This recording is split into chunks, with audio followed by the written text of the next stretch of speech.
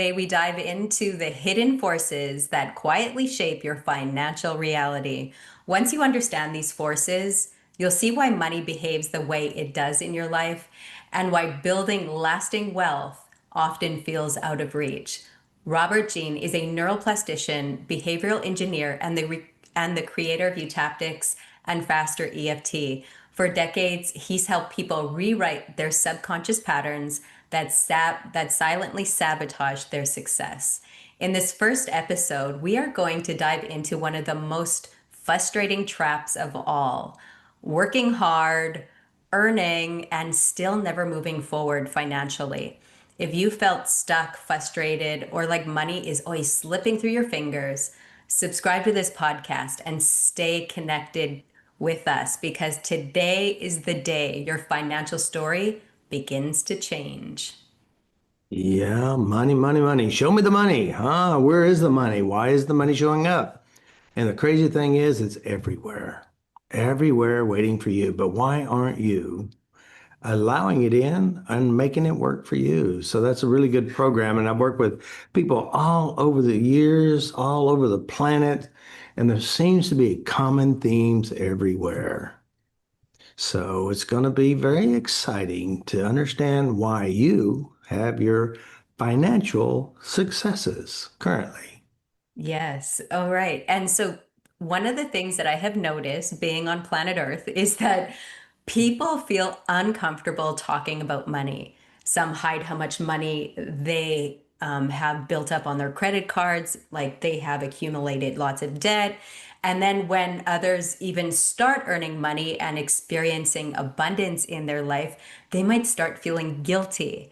And so, what is this discomfort about with whether or not you are poor or rich? What's going on? Yeah, money is a very elusive program, and most people think money is the problem, and it absolutely is not the problem. I see that everyone is financially successful, and your current successful rate of money or no money is well designed by your unconscious mind. And it's keeping in alignment with what you believe about money. Is it really money? And we call it money because if you look at money, what does it do? Well, it supports you, it pays your bills, it gives you freedom to do things. But also, money is another thing, and it replicates other relationships, not necessarily the finances. And there's a lot of beliefs around why you're not allowing it in, why are you preventing it from happening, and why, as soon as it gets in your hand, it just slips through. So again, it's just about a relationship. And of course, this financial relationship really breaks down to your trainings about finances or manifestations or your experiences with and or without it. So yeah, it represents people. Okay, so money, you're saying money represents people? Relationships, yeah. Wow. So you're going to have to explain more. All right. Well, it's simple. Growing up as a child, we get training about money. First of all, we don't even know what money is. Then we learn. How do we learn? Well, because of witnessing and experiencing people with or without money. So we hear stories about money. Mommy, I want this. No, we don't have any money, you know. Right. So again, that start creating I can't have. Now again, it all depends on how that each person process we don't have money, right? Hmm. Also, listening to mom and dad have arguments at night while you're trying to sleep, fighting over bills or finances. These are training about money. Or better yet, going to your religions, and your religion says the root of all evil is the love of money. But the weird thing is, these religions want your money, at least 10% or more. So again, there's a weird trainings around money. You saved your money up and you go get the money or put more money in there and it's all gone. And kind of find out your dad took it all to go pay bills. And then you get humiliated, embarrassed because you want your money back. You paper route, you save money, or your brother stole all your money. And then, of course, relationships at work creates a belief about money. And of course, there's the root of all evil is the love of money, or money is bad or people who have money are bad. These are all trainings to our unconscious mind about a relationship with or without. And you don't want to be too greedy, but after all, you've been, you've been punished or seen other people being punished because they want money or they have money and they complain about grandma or dad. The little girl, she's not a little girl now, but when I was working with her, dad doesn't love me. I said, how do you know he doesn't love you? Well, he doesn't give child support, wouldn't support me. Wow. So Mm. again, money equals love, your relationship with love. Money equals relationship with your spirituality or religion. This one lady, she couldn't have money because she wasn't very good in math. So therefore, she can't handle money. So she had money, but her bank account got to a certain level, she had to quit. She had to go open another bank account because it got too scary. There's a lot of weird stuff around money. Girls aren't supposed to be good with money. Depends on how you're trained and what your upbringing is. Or boys aren't supposed to be good with money because dad was horrible at it. He always spent it on alcohol or races or gambling or something. So it depends on your training. Of course, sitting on grandma's lap and she's telling you stories about how grandpa used to be very wealthy and the Soviet Union or some government came in and took all their wealth away, or grandpa was a gambler and he gambled the whole ranch away or the farm away, or World War something happened and then we all lost everything. There's a million different stories that help create your financial successes. Now, remember how I believe it that your current financial situation is based on a successful understanding and programming from your great mind. And it picks up all these stories and it puts it together and manifests something. Why is it someone could win the lottery, $10 billion, and in less than 7 years they're broke again? Why is it someone who's wealthy in one country and leave that country with nothing but the clothes on their back within the next 5 to 10 years they're wealthy again? Mm-hmm. So there is a value in how you represent and see things. Yes, wow. And so when you're starting to work with the unconscious and money, do you look at money as a separate entity? Like, so you work with like, here's money and like, the consciousness of money, and we're going to work on all the beliefs around money and what you Mhm. think about money, because some people view money as dirty. Like how Mhm. many times his mom said, wash your hands. You just touch money. Money's been, all over the place. And who knows where people, I mean, that was my programming around money. I had to do a lot of clearing around that. So do you look at money as a separate entity, or do you Well, it's a metaphor. I see it as a metaphor. as a metaphor? But the metaphor is basically designed by their mind and their references. So again, um, you can have a family members with a let's say, very driven family who their whole goal is to have money, right? Their whole goal is to have money. So some of the children will be successful financially, and some will be the opposite of financially successful because of their negative experiences and the manipulations with money. Because, parents will use money to manipulate you. Or if they give you money, then you will be obligated to do something. So therefore, you hate money.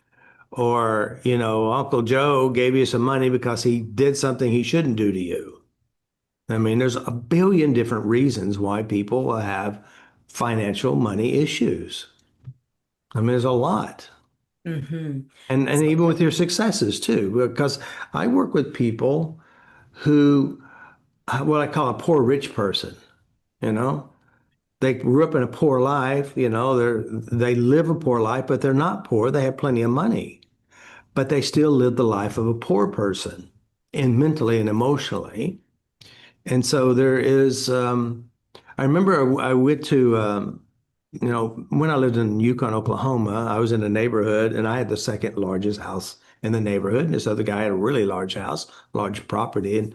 And somehow we were invited over to his house and we were talking. He's telling about his life. He talked about how poor he was growing up as a child. And he created a business building trailers. And now he's very wealthy.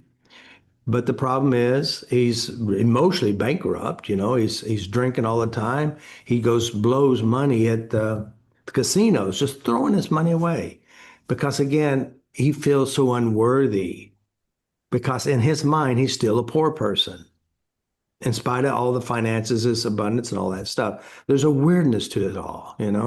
Or even you inherited something, like a large amount of money from Uncle Joe you hated for some reason. He gave you the money and you wanted to get rid of that as fast as you could. Hmm. Or, you get I Like don't that. know, yeah, Mm. something. I mean, there's so many different stories. There's so many. So Yeah. finances, now again, it's all about, I say trauma. Now, again, trauma has two ways, positive trauma, negative trauma. Now, to the brain, no traumas are negative or positive. They're just stories. And your brain will bring them in and use them. So you can have positive financial experiences and negative financial experiences. And to the brain, not consciousness, to the brain, they're both good. And it will use those to manifest what you currently have today. Hmm. Yes. Can you go back to, you said money is a metaphor. That's how you view it. Well, For it those that is. are listening, can Yeah. you, yeah, go into more detail about that? Well, one, um, so go into more detail. I just got a phone call. So ask the question again. Okay. Um, Earlier you said money is a metaphor. Can you go into more detail about what that means? Right.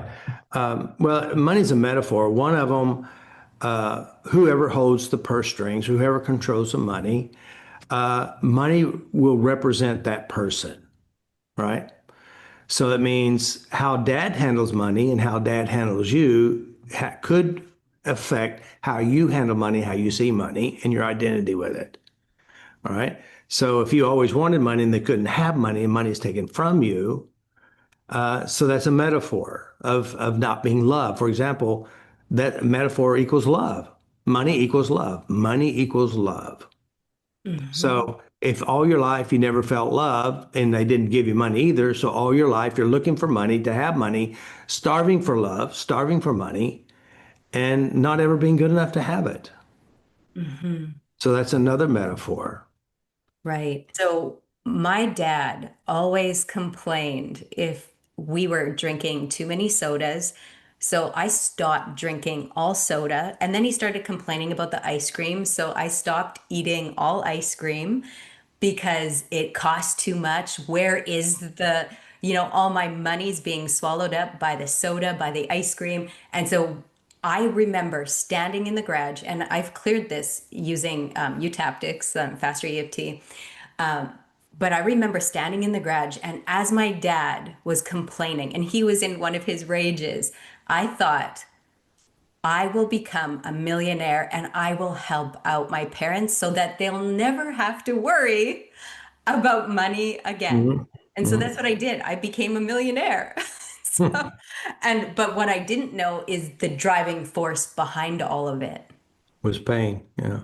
Yes. Yeah. And again, that is a very common one. And the problem is too, like I talk about Tim a lot. Tim he's a very successful multi-millionaire and all this stuff, but he's ready to kill himself. You look at him, he got a great wife, great job, great life, but he's ready to kill himself. Of course, I'll go to 40 and I look at him, he looks like a drug addict. He looks out of it. And so I said, "Hey, what's going on, Tim?" I said, I'm so depressed. I feel like my family would be better without me. I've got a noose hung up in the attic. I'm ready to kill myself. I'm on a couple of antidepressants, and nothing's getting better." I said, "Well, what's the deal? I mean, what? I don't know. I mean, I know Tim, but I don't know Tim." So I started telling about his story. Well, his story goes back as a child. His dad was the town fool, the town drunk, the town loser. And everybody knew that. They know them. They know who he was. And so I think it's like in second grade, his teacher said, "Well, you're just as sorry as your dad and sorry as your brothers. You'll never amount to anything." That hurt him. So he vowed to be somebody. So he worked hard and he had money, but money doesn't make you happy. I work with people who have money who are just as miserable as people without money. There's no difference in the two. You think having enough money will make you happy. Uh, don't kid yourself. Because it doesn't matter how much money you have, you're still going to take your misery with you. You're going to still take your Yes. traumas with you. You may have more money to spend on therapy or alcohol or drugs or escape mechanisms, but it doesn't solve your problem. So it's the weirdness of it all. It's all metaphors. It's an expression. And so Tim was driven by his pain to have money. And people think you're happy and successful with money. Money doesn't make you happy. It doesn't make you successful. Sure, you can just successfully buy a new car, but the new car becomes a normal. Living in a big house that people think, oh, you must be happy having this big house. And yet there's turmoil, fights, and conflicts and depression in that big ass house. Right. Yeah. So it does money is just it's almost like a status symbol thinking you're somebody, but if inside you you're nobody, you're trying to find yourself. So there is a weirdness to it. Now, when we say not all people, you can't say everyone. There's a lot of people who work on themselves Yeah. and it's a mix of a lot of things. And to be successful, I mean, you're driven to be successful to please your daddy, and you're still trying to please daddy, even if you never see him. So Okay. Yeah. So again, that's your it's like I'll make sure it's so common like with kids, they grow up, if we're working on this guy publicly, his name's G, and so G, he keeps dating people who's really messed up and he's trying to fix them and solve their problem. And so he was, his mom was depressed. And so he read a book to mom and it made her happy. He made her smile. So he took on this role to make people happy. I got my job was to make people happy, right? So Mm. anytime mom was dead, he'd bring out Humpty Dumpty and read it to her and make her feel really good. Well, he keeps dating people who are unhappy and he can't fix it. So some people say, if I'm only perfect, my parents won't fight. If I'm only perfect, the world will be better. So if I only please my daddy and make money and be like daddy, the hardworking money maker. And why does daddy want to make money? Well, because he come from a poor country, come from a poor family, and he's working to provide. And some people, like this nurse, she was her best coping skill was working and staying busy all the time. Now it's time to retire. She's in her 70s. She retires. Well, work kept her from thinking. Work kept her from knowing herself. She had money, but when she stopped working, which she had to stop, I mean, she retired. She's getting up there. Now she has all this money, and guess what she spent it on? Trying to get her There. health back and her therapy. Yeah. Hmm. So there has to be what I call a happy balance. And Right. again, respecting money, handling money. So a lot of people don't respect money. They dislike money. There's a lot of good courses out there on how to make friends with money. Dave Ramsey course, and there are a lot of other financial courses, even though his is kind of a spiritual nature, but there is a practical knowledge and understanding about handling money. Money represents God. I hate God. I hate church. I hate religion. And I hate money. Mm. So again, there's a lot of weirdness to money. So when people work on the paycheck, when because I grew up poor, and I picked up some really positive traumas around food, money, and when I say trauma, a trauma is just an experience that affects your decisions and value, right? Hmm. So my money programmings, and of course, I come from poor. We didn't have much, and didn't, and we had to figure out how to survive. But my grandmother, she was 34 years old when I was born. My mother's 15. And of course, she would come and get us. We'd think she's rich because she had money. We live in this old crappy little place, and she would feed us. And then she had this one little room that you can't get to because it's locked up. She kept it locked. But, I've been in that room and there's a little hole in the floor that you can crawl underneath the house and get in that room. So I did, and me and my brothers did, because we knew in there was the candy. So we'd call her and get the candy. And so she brought us out and talked to us about it. I said, listen, I buy these candies and I take them to work and I sell them and I make money. So that was a spark in my mind. Not that I didn't do anything with it because I didn't know anything about that, but it was an imprint that grandma had the idea of buying something and reselling it and making money off of it. Hmm. And so I'm sure after that, I think it's maybe in kindergarten or first grade.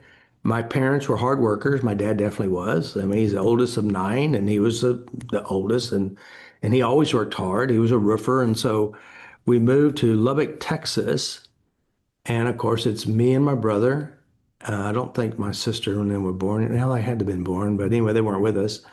And back behind our house, apartment actually, there was an old shed that had baby jars, colored water, and I saw roses over here. So I don't know how I got this idea, but I put the roses in the baby jars, put the colored water on it, and I sold them to an old lady. She gave me like $1 for two of them, you know? And I thought, wow, I made $1. And I told my mom. So that, I guess it's from my grandma's training somehow. I put it together and that's what I did. So it was a feel good. So it was a positive imprint of making money, right? Mm. Yes. So I've learned just by witnessing. Now that's my positive. Now I do have had bad experiences with money too.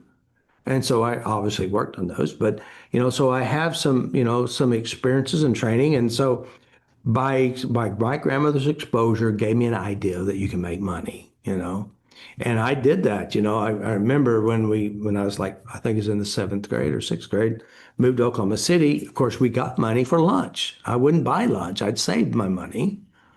And I would go to this, it's called Big Giant Warehouse there in Oklahoma City. And they had what you call freight damaged food. And I'd go in there and buy these long Jolly Rogers suckers, they're long ones, but they're all stuck together. And I'd take them home and put them in the bathtub, warm water, clean them all up. And I paid a penny a piece for them. And when I took them to school, I sold them 25 cents a piece. Right. And then, of course, I don't know how I got into this, but some neighborhood boys, they were into pigeons. So save my money, buy pigeons, and I'd buy a pigeon here and a pigeon there, put them together. They're a matching breed because most people don't realize there's all kinds of fancy pigeons. So I'd buy two, let's say giants or, just bigger pigeons, a male over here and a female over there. And I'd go in and sell them as a couple and I'd make more money. So that's what I did. So I guess I learned that from my grandmother, you know. Mhm. And I didn't know I learned it, but I picked it up and then later on I utilized that. And I've always been kind of that way, just put things together, being creative. I created tactics by taking many pieces together, creating something that actually works. It's like there's a logic to the system. Um, and of course, when I first started, of course, I bought a course in '99, the EMO free Gary Craig's tapping EFT. And my wife's had some really big traumas in her life, some negative traumas, and I wanted to help her with it. So I bought this course and I started helping people with it. And I like helping people. I've seen changes. And then one day a lady gave me $50 for helping her. I go, what? Get paid to do this?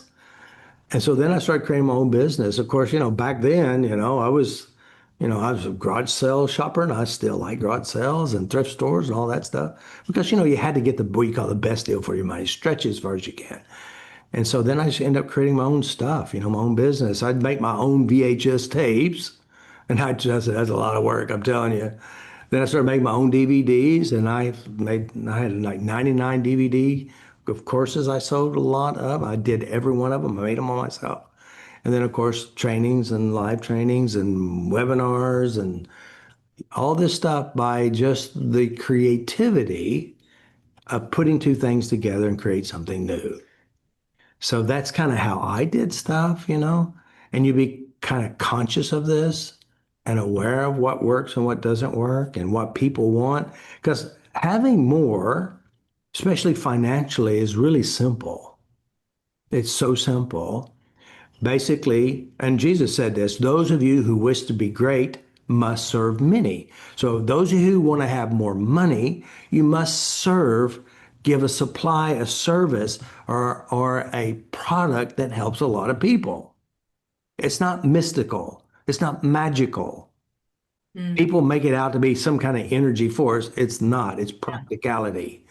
And again, it breaks down to your emotional training, your emotional experiences, and your creativity in supplying a service that people will pay you for. That's how simple it is. There's so much wisdom in what you said. And so I know that's sparking ideas within people to start building. Even if you feel like you're at the end of your rope and you can't do this, there's something with Robert, with what he just said, that can really spark a new endeavor or a new Mhm. experience because everyone has something inside of them. Everyone has the ability to do this, to increase your abundance. And so Mhm. there's a lot in what you just said there. So I hope that sparked a lot of people to make a shift or a change in what they're doing right now. Well, again, there's some major components to have more. Number one component is changing what's inside you about it. If you have a belief and you've been raised up, rich people are bad people, they Yes. have money, they never been around poor people then because they have the same. I love that. Exactly. Yes. Yes. There are greedy people who are poor people. Yes. There are Yeah. kind people who are wealthy people. There are kind people who are poor people. Hmm. So, I do a lot of great exercises on really opening your mind up about your values and belief system. But it's like I said, it's not an energy. It's a value. It's a training that you have experienced in your life. And if you want more, you got to be more within yourself. And your being more is breaking the family traditions and attitudes and beliefs in and around finances. And you can learn how to permanently change your mind with Robert's course, Mind Over Money, the Key to Great Abundance. He will show you how to reprogram your money mindset and start creating lasting financial freedom. And you can find that link in the show notes below.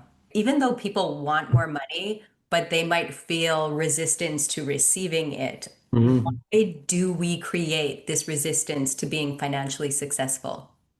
Well, we are financially successful. That's the misnomer. Your current Yes. success, I mean, a lot of people, their success is what they have and based on their program. So you're not a failure currently. You may not be pleased with it, but you're also following a pattern that you've learned from where you come from. And like I said, you could have an abundance of something happen in your life, and it won't take you very long for it to disappear again because you're staying in alignment with your unconscious trainings. So, in order to have more, you got to be more within yourself. And that by doing that, again, your value doesn't come by how much money you have. It comes by who you are as a person and what you do to attract what you are. So again, don't think you're successful if you have money. You are money. You have a better life probably today, every one of you, than your grandparents did and your great grandparents did. The quality of your life now is way better than what they had. But if you're not happy with what you have currently, change your inner references of what you've learned. And again, if you have money in your hand, is it safe with you? So money's like a screwdriver. You use it to make things, to build things, and do things. So I say I welcome the presence of money. I welcome in my life, and I use it to manifest more. Money works for me. I don't work for it. It is something that works on my behalf. And so when you see that as a relationship and that you handle it in a smart way, whenever I was like I started listening to Anthony Robbins, and I don't know what year, probably 95, 97, something like that. And I bought I bought the Your Unlimited Power, it's a tape series. And then I bought his 30-day tape series. And one of the things that I learned, many things that I learned from him, was one of the things that's really important. It said, learn to be an investor. Now, invest in your life, invest in your mind, invest in your body, invest your finances. So you got to handle money as it's going to work for you. Again, some people eat live from paycheck to mouth, and there's not enough paycheck for the mouth, you know. And that's a belief system that we learn from where we come from.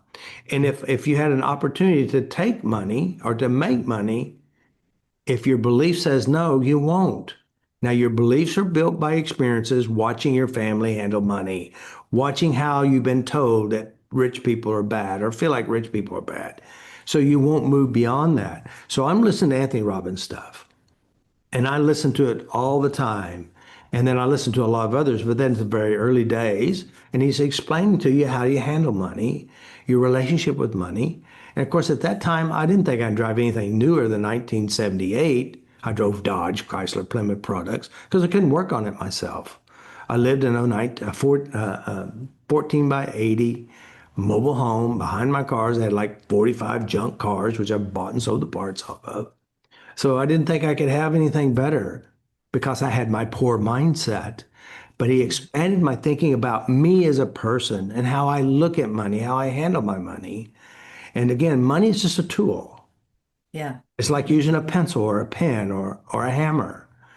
And so when you start looking at it as a relationship with you, relationship with yourself, relationship with the people in your life, then you start to operate differently. And now, I paid $11,000 for that property I had. And the neighbor across the street, he just said, "Hey, I just bought this property here." And I said, "Well," he said, "I gave $1,100 for it." And I go, "What? I paid 11,000. How'd you do that?" Now, prior to listening to Anthony Robbins and all that stuff, I probably wouldn't have done anything. But I was an investor now, investing in me. He said, "Well, I went down to the county. I bought the back taxes on it. I notified everyone, put it in the paper and all that stuff. If they don't come and pay for it, in 90 days, it's yours." Well, I went down and I just started studying, and I went down and I did exactly that. The first property I bought, I paid $450 for it, 1 acre, west of town. And I told my friend Mike, "Hey, I just bought this 1 acre property on back taxes." And he goes, "Well, I'd like to go see it." I told him, show it to him. I said, "I'll trade you this car." He had a 1967 Pontiac turquoise uh, convertible, Firebird.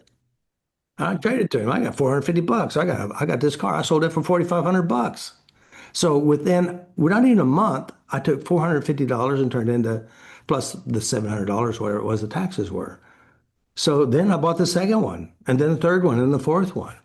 And the second one I bought, I think I paid $1,500 for it. 10 years later, I sold it for $40,000. I rented out the first year for $1,500 that I bought it for. So it's amazing. So, but I would never have done any of that stuff had I not started learning and letting go of my beliefs about money and negativity. And also had some positive traumas with money. Trauma is a positive experience that my brain will use to manifest, and it goes back to my grandmother. So again, some people would never step outside their comfort zone. They're going to die in the same house their parents lived in.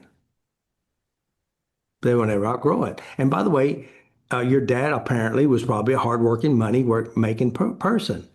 And so Mm-hmm. you had a decision. You chose to follow in his footsteps. But as you know, I mean, you've talked about your dad. He's not the happiest camper in the world. No. And so you need to be Yeah. a happy camper if you're going to have money. And you got to clean up your daddy's stuff, your mama's stuff, your kids' stuff, and any other stuff you have. Because again, money doesn't make you happy. Mm-hmm. Keeps you busy. And like that one woman, she had money, but she's still poor. And when she died, the children had millions of dollars and they just blew it, blew it because they didn't respect money either. It didn't take long to go through it. Right. Exactly. Okay, so the money that we do have, that is a success. So wherever our listeners are today, whether they are poor or rich or struggling, that is a success. And so we want to change our inner resources. We want to change the programming in order to change what we're experiencing in our life. So where do our listeners start? Where you start is of course, I teach people how to do this. One, what I would do if you say you want something better and you don't like what you have, I would say write down everything you don't like about your life, about your finances, and about your world. Now, when you do that, you're going to find a lot of emotions there. And these emotions are what's supporting you to stay in where you are. It keeps Hmm. you there, right? And Yeah. then, and so what I do is I work with what you don't want, what you hate, what you despise, and you don't like and don't want, Hmm. because that keeps you locked in the miserable parts of your life in your world. So we clean that up, and then I do different programs. Like, first of all, we got to clean up your beliefs about money, your beliefs about people who have money. You change your mental experiences and emotional experiences with what your parents said, what you personally experienced at work. Some people get so angry and because of working for nothing and not being appreciated. And guess what kind of life they still live? Working for nothing, not being appreciated. And they go to work and they bitch and complain about their work. And so again, these are what you call corrupting your financial abundance, having more. Yeah. So Hmm. there's a lot of areas to work on in your life. Like I said, your exposure from growing up, what was said about money, how they handle money, the pains about money. And then you got to clean all those up, change those. Now, I will say this, when I say clean them up, we update the memories and change the memories where it's the opposite of what you had. All right. Hmm. Because the understanding about how the brain works, and this is very simple, every memory is a training on how to do something.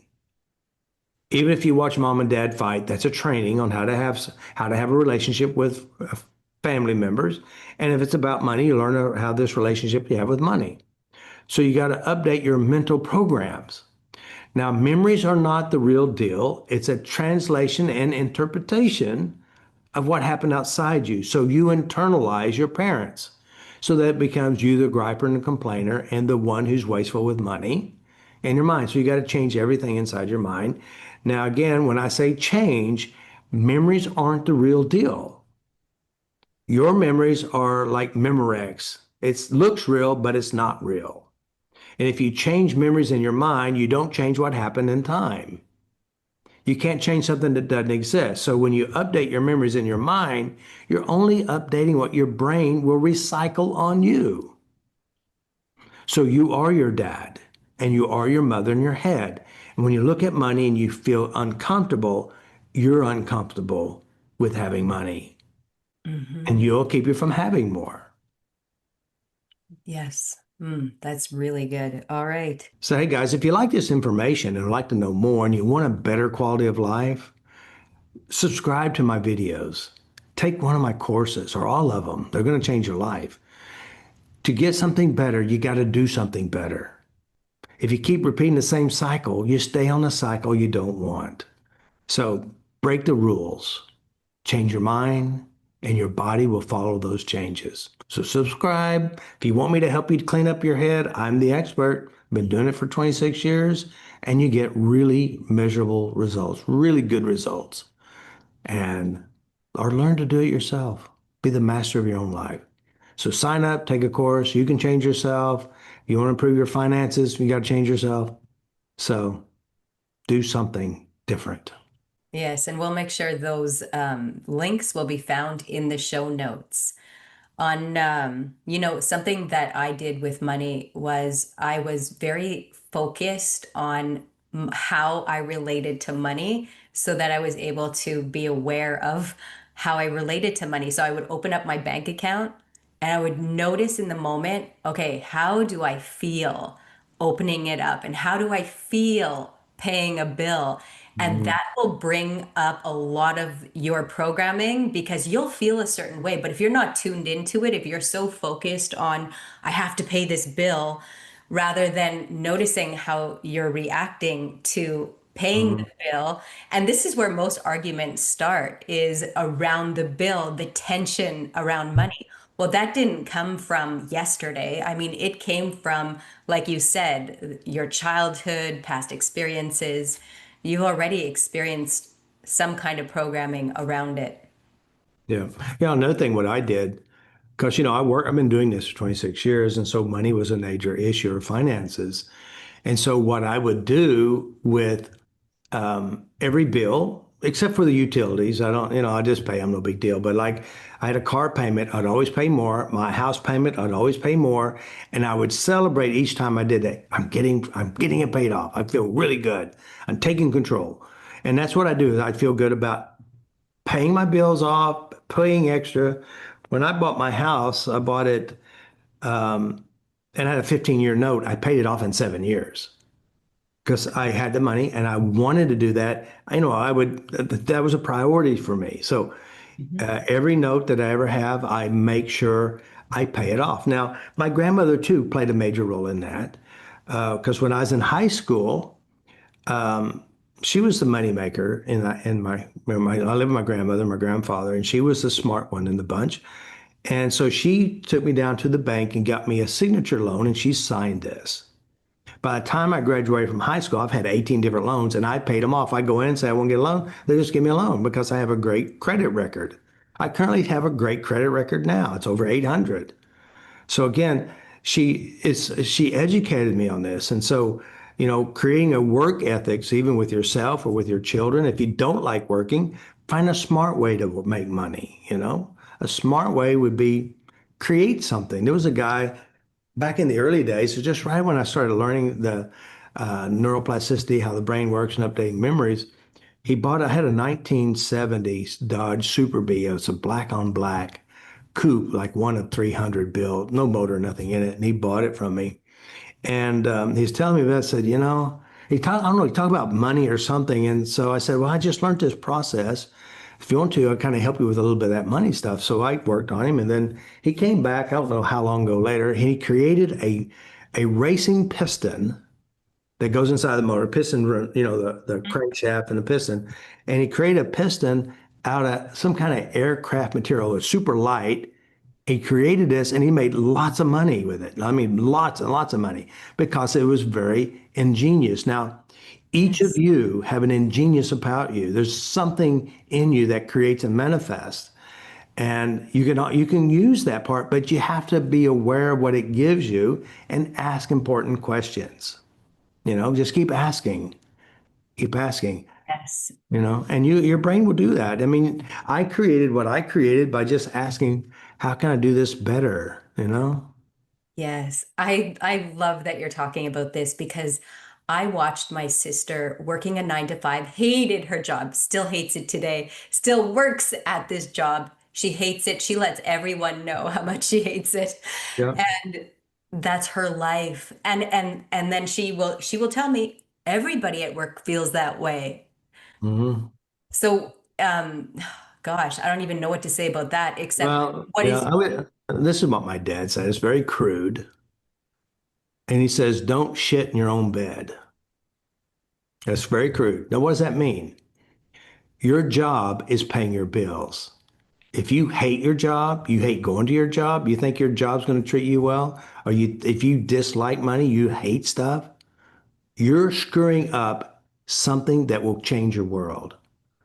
So if you hate where you're working at, you got to change your attitude because you can jump out of the frying pan right in the fire. You'll leave one job, hate that one, to hate another job. Your attitude and your emotions play a major role in what you have and you don't have. Mm, So do not crap in your own bed. Do not you don't do that with your relationships when you come home. You don't do it with your children. You don't do it with your work. All of these are what we call sacred holy grounds. You treat them with respect. If you have a problem, work on yourself and change the problem. Have a conversation, make an adjustment. So again, like if you hate what pays your bills, you're gonna always have problems. right, but that's successful for the people that don't Oh, like it's work. very successful. Very, Yeah. because it's in alignment with what they know. Mom and dad complained about their job, and now we're just Yep. following the pattern. Yep. Yeah. All right. Wow. So then for our listeners that are hearing this, they're working a 9 to 5, they don't like it. Well, first of all, learn to like it. Okay. Okay. So you wouldn't say quit, get out of there, follow your No, life. that's stupid because you're going to take the same attitude with working Right. with yourself. That is so You've wise. got to fix your Yeah. bad stuff. Don't think you're just, it's like this woman said, I will be so happy when I retire. I freaking hate my job. And I go, well, how long do you have to retire? She said, 10 more years. So for 10 more years, I said, you're going to be hating your job. And all of a sudden, a miracle occurs. You retire. What are you going to do with all these skills of hating your job? Where are you going to turn that to? Don't think it's going to disappear because you practice and rehearsed hating that. You're going to hate about the dog who comes and craps on your yard. You're going to hate that your check's not on time. You're going to hate the government. You're going to hate your body. You're going to hate something because this is a motif, a pattern, and that you destroy yourself. Make peace with your daddy. Make peace with your mother. Make peace with your government. Make peace with finances. Make peace with your body. Make peace with your memories. Make peace with yourself. When I say make peace, change everything that's inside you that's not pleasant. Don't think it's going to change because you take your crappy attitude with you everywhere you go. So make sure it's a positive attitude. Yeah, that is so wise. And then for in mainstream, when I hear people talking about manifesting more money, usually it starts with an affirmation that you're to repeat morning and evening, 5 to 10 times. I'm so Mhm. happy and grateful for $10,000 a month. And, like, so you have that way of manifesting, like that's mainstream thought. So can you talk to the people that are hearing Well, that's about pretty logical with that. If you got a cup with everything you hate and it's full of the disappointments and letdowns, and you say, I want something positive and it's full, where's the positive going to go? It's not going in. It's going to roll off to the side. So using a positive affirmation, that's great, but which wins? And most of you know what I'm talking about. You enroll in sign of therapy, you tried this, you ayahuasca, you tried furniture beating, you tried hypnosis, you tried every talk therapy. Try to make peace with that thing inside you. You'll have a feel good for a while, and then you go right back to what's inside you. You have to change what's inside you first. And if something positive happens, it's going to feel good for a little bit, and you're going to go right back to your normal unhappy self, unhappy programming. People do it all the time. I work them all the time. I tried every therapy in the world. Nothing seems to work. I said, well, it's working successfully for you. You're a complete failure at everything you try. That's a 100% success. I said, but you're not happy with it because you feed it, you manifest it, and you produce it. So what you want to do is you've got to update the disappointments, the stories, and the stories what grandma told you, and the little stories you hold to build an enemy called finances and financial abundance. There's going Mhm. to be a fight from your unconscious. Consciously, you want this, but your unconscious says, "Yep, good luck with that one. I got enough proof to say no way." So the smart person will go back here where the programming are, change the programmings from within, like anybody watched the movie called The Secret. Of course, The Secret's trying to do positive stuff. Well, if you're full of everything you don't want, the positive won't stick, and it's going to take a lot of work. And then when you quit the positive stuff, this stuff kicks right back in. Mhm. But if you change it in here, it doesn't come back because what's in here is what you are, because you updated the memories and references. Yeah. There's Yeah. true law of attraction. Law of attraction has manifested what you currently have, guys. Every one of you. What you have is a success. You may not be happy with it, but your brain has done a good job for you. Don't curse it. Update it so it'll manifest something different. Mhm. Yes. This is Mm. the true secret to Yeah. having something better. So then how would you work with affirmations and visualization? Well, first of all, uh, how I do things is I look for all your affirmations you're currently using. I'm a loser. No one loves me. Money's evasive. I can't have money. And I change those stories. And that's so, again, memory. So most people have a misunderstanding what affirmations are anyway. Mhm. They think affirmations are words said positively. That's not true. It is partly true. An affirmation is anything negative too. I can never keep money. Money's evasive. Money just slips through my finger. These are all affirmations. But not only if you don't say anything, another form of affirmation is visually seeing things that are negative about money, recalling memories of not having money. Those are affirmations. Negative stuff is affirmations. Visually, not saying a word is an affirmation. Hearing people say things. Auditory is an affirmation. Pictures is affirmations. And feelings, when you see, if you were to ask, well, what do you charge? And you feel ashamed of saying how much you charge, that is a kinesthetic affirmation. So you have kinesthetic affirmations or feeling affirmations. So what I do is we go and find your negative, which to the brain, none of it's negative, your seemingly negative affirmations, and you change the memories to where it's a positive affirmation. So we go inside the cup, inside your memories, and we take the negative or seemingly negative, consciously we know it's negative, but to the brain it isn't, and you change it inside. So then we replay the positive in our mind. And then the positive is that you have money. Money's given to you. People love to give you money, you know? And then you see yourself looking at your checkbook and you can see the numbers, all the zeros behind the numbers, you know? You visually, and you become a part of it because you change your references inside. And, you know, if you had money and you're so scared of having money, you got to make peace with money, you know? When I got that $4,500, all those $100 bills, I let my kids play with, throw it in the air, handle it, hold it, you know? And I'd leave it on the counter and look at it. I had to make peace with this enemy I used to have. Yes, that is so much fun. We did that with our kids too. We had buckets of money and they had so much fun with it. So Yeah. it's, So again, it's really about how you see it. The affirmations are what you feel about money. mhm. Affirmations are what you visually internalize and see and represent internally, the visuals. Affirmations are what you say, you know. Money doesn't have a flavor, it doesn't have a taste, it doesn't do anything but sit there waiting for you to do something with it. So it has no value until you give the meaning to it. It can be a resource or it could be a curse. And whatever they are is built from your references. Yes. And now after you've cleaned up your money beliefs, the limiting beliefs, whatever was Mhm. restricting you or whatever you had resistance toward, now it's not as much work either. So now the affirmation is No. just a part of you. Yeah, it's a part of your existence because you do this because you love this. And Yeah. also, you know, there's a for me, I get paid with emotional fixes, which means I help people, I see their changes, I get a fix. I do charge for my services because I paid for my education. I deserve it and I could take more. I'm happy with what I'm doing. You know, I need more, so I think I may change my attitude. But Hmm. reaching people who want more and giving a service that is worth a lot more than what they're paying.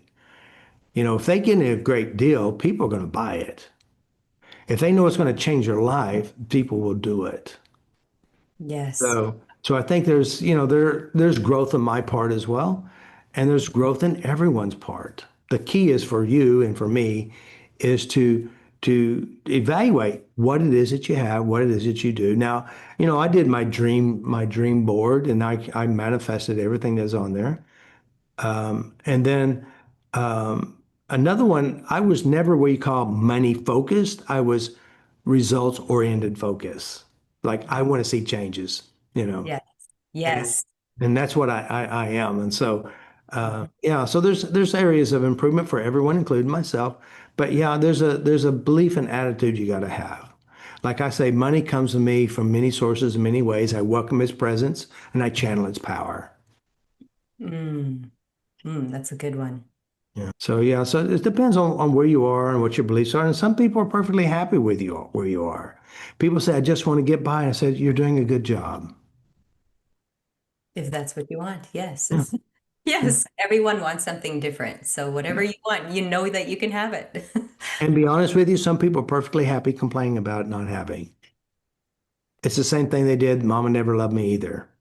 So it's the same story. They're not going to have that many friends though. But So- again, that's another great opportunity to complain about friends too. It's the same system. right, It's all exactly. the same system. Wow. Well, let me just say this, guys. If you want something better in your life, Better starts between your ears. It's how you see things and how you represent things. Learn to be the master of your own minds and your own thoughts. As you change your inner value as a person, you'll attract more and have more, whatever that is. You got to be happy with being happy within yourself. And so to have something better, you got to just do something better. Now, I will say this, you can go take a course, how to buy houses or how to invest in this or how to do this and do follow the abundance, and you can have money. But again, money won't make you happy. Internal processes make you happy. It's how you represent yourself, how you represent the world. So learn to be happy within yourself and manifest more of whatever it is you focus on. And you do already. Powerful.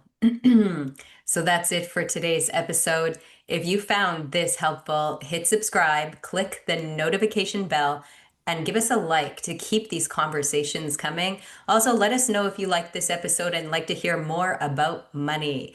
The links that we spoke about earlier will be found in the show notes, and keep on connecting and asking any questions you might have. We'd love to keep supporting you on your journey. See you later, guys. Peace. Yes, peace.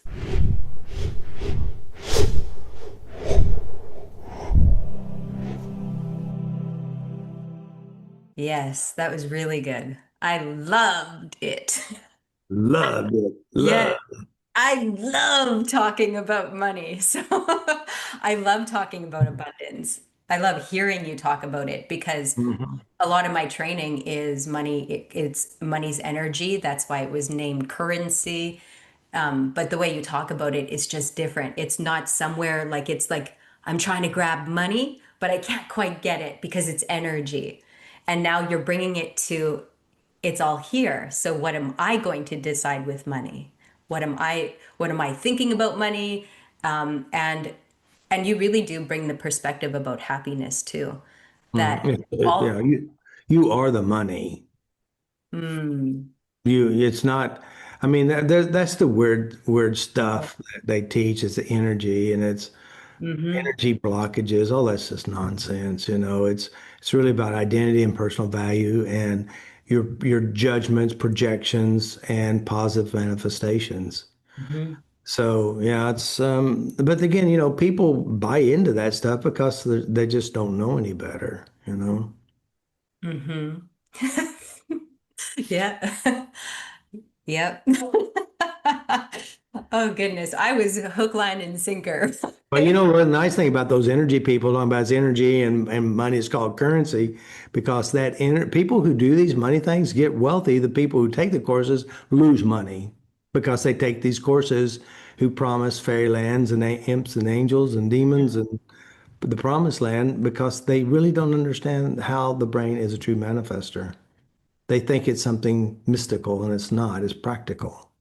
hmm Yeah, because even if I look at the decisions that I made, I always had to take action. But what did I believe about myself in taking that action? Even like the first time I contacted you, I was like, oh, I don't know if I should. And it had to do with self-worth. Yeah. Like, here's Yeah. Robert. Yeah. But see, another thing too, you said self-worth, and so you wanted to make money so you look worthy or have value to your daddy. If I have money, Oh, I'm worthy and of value. My daddy may be proud of me.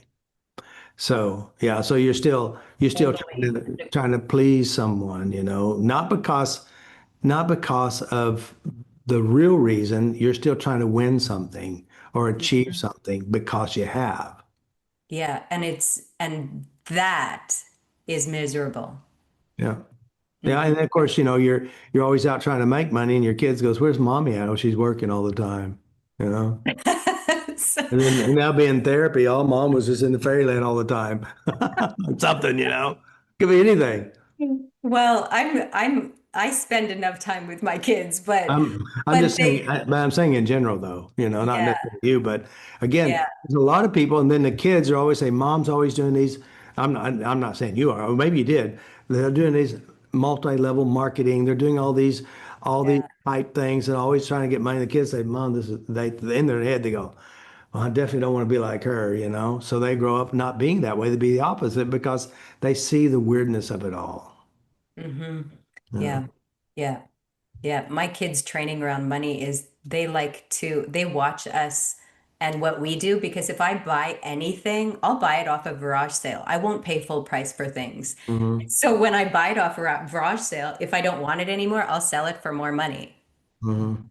Like, so it's, I can, all my kids' furniture, I bought it and Hmm. I sold it and made money off of my kids' furniture. So Yeah.